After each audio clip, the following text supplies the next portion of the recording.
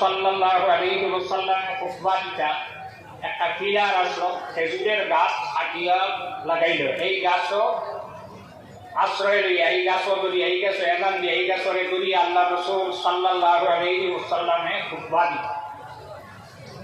সাহাবায়ে কেরাম হলার দেখিয়া দুঃখ লাগে, এত দীর্ঘ সময় আল্লাহ রসুল কিয়ামান দাঁড়াইয়া ওয়াজ ফরমায়, খুতবা দেন। যদি বল কোনো ব্যবস্থা হইত যে আল্লাহ রসুলে বইয়া আমরা সামনে হাদিস বয়ান করলাম,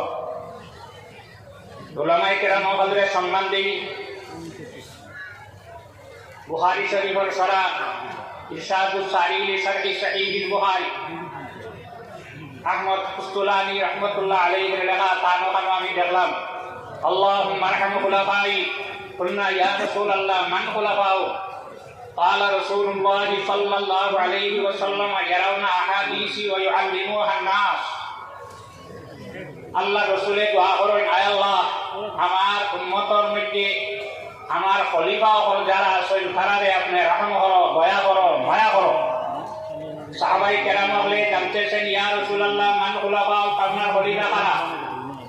আল্লাহ রাসূল সাল্লাল্লাহু আলাইহি ওয়াসাল্লাম ফরমান, ইয়ারাউনা আহাদিসি ওয়া ইউআল্লিমুহান নাস, যারা আমার হাদিস বয়ান করেন আমার উম্মতের সামনে আর আমার উম্মত হলে হাদিস শিক্ষা দেন।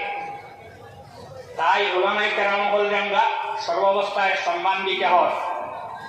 আল্লাহ রাসূল সাল্লাল্লাহু আলাইহি ওয়াসাল্লাম বসার জন্য সাহাবায়ে কেরাম হলে সাব্যস্ত করলা, ঠিক করলা যে একটা বসার জায়গা বানাইবি।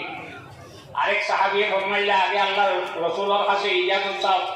রাসূলুল্লাহ সাল্লাল্লাহু আলাইহি ওয়াসাল্লামের কাছে ইজাজত চাওয়ার পরে আল্লাহ রাসূল সাল্লাল্লাহু আলাইহি ওয়াসাল্লামে ফরমাইন, আনো বানাইয়া। কবিলায় বনি নজ্জার, যে কবিলায় বনি নজ্জারের সঙ্গে আল্লাহ রাসূল সাল্লাল্লাহু আলাইহি ওয়াসাল্লামের দাদার সম্পর্ক, দাদার নানিবাড়ি বলা মানুষের আত্মীয়তা যায় না। কবিলায় বনি নজ্জারের সর্বপ্রথম যখন মিম্বর বানাইয়া আনলা, আল্লাহ রাসূল সাল্লাল্লাহু আলাইহি ওয়াসাল্লাম যখন মিম্বরে তশরিফ নিলা, তখন যে পিলারও যে খাজুরের গাছও আল্লাহ রসুলে আশ্রয় লইয়া খুতবা দিতা গাছে খান্দন আরম্ভ করল। যে গাছের নাম হয়ে গেল উস্তুনে হান্নানা। এমন ভাবে খান্দে শুকনা গাছ কাটিয়া পানি বাহির হইয়া যায়। সাহাবায়ে কেরাম হলে খান্দন শুনেন, শুধু আল্লাহ রসুলের চলছা তা নয়, শুকনা গাছে খান্দে সাহাবায়ে কেরাম হলে শুনেন আল্লাহ রসুল সাল্লাল্লাহু